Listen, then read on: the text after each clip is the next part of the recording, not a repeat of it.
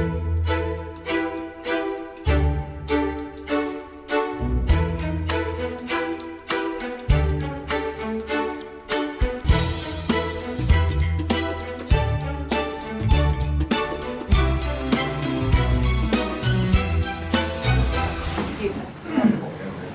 everyone, we're Androgyny, as you know, and for the first time in a long time we've actually changed this slide. We did 12 customer So what did interviews. you change? The LGBT community focused apparel brand. In every single conversation we've had this semester, and in particular this week, we've realized that this is hugely core to our brand. So Androgyny is not about shirts, but it's about this personal story that Melissa has and how that story resonates with a very specific user community and our core customer. So in this vein, we explored three specific kinds of partnerships. One was around Clopetition, so this is partnering with other emerging gay fashion brands. For fashion, this is a really great way to collaborate. And the second were partnerships with existing nonprofit organizations, and there are two ways that we could do this. One is to actually embed this in our business model in a way that Tom's does, or the Red campaign, we have sort of 1% attached to every good that's sold that goes to a specific cause. And the other is to do this in kind of a more opportunistic, strategic way where its events are locally driven as opposed to being embedded in our business model.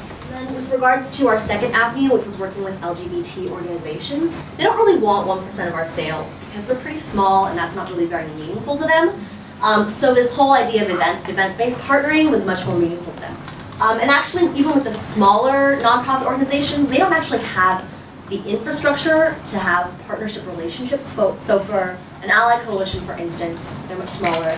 They also prefer the event-based partnering. Let me just use this slide because it's such a great slide with all these partners and stuff. Anybody know the title of a person in a startup who usually does partnerships? Business development. Business development. Because every startup thinks that when you fill out the partnership box, you need all those on day one. And therefore, and worse, you hire a person whose job it is, who thinks their job is to fill out that box on the left. It turns out that most large companies and most large organizations couldn't care less about you right now because you don't have any traction and you don't have any, product market fit, and you don't have any revenue.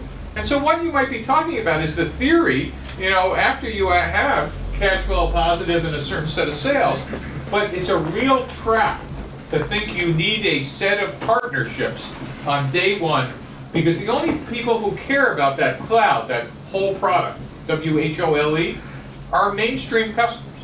But on day one, you're only going to be selling to crazy people. It's the timing of those partnerships, and in fact, if you hire a head of biz dev, whether you think you're timing it or not, you have just lost control. And now the subtleties of a startup is, who do I need when? Who do I need when? Are these people going to help me now?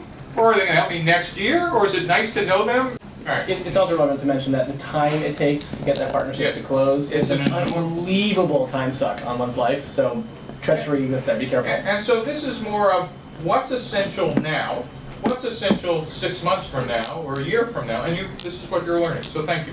Keep going.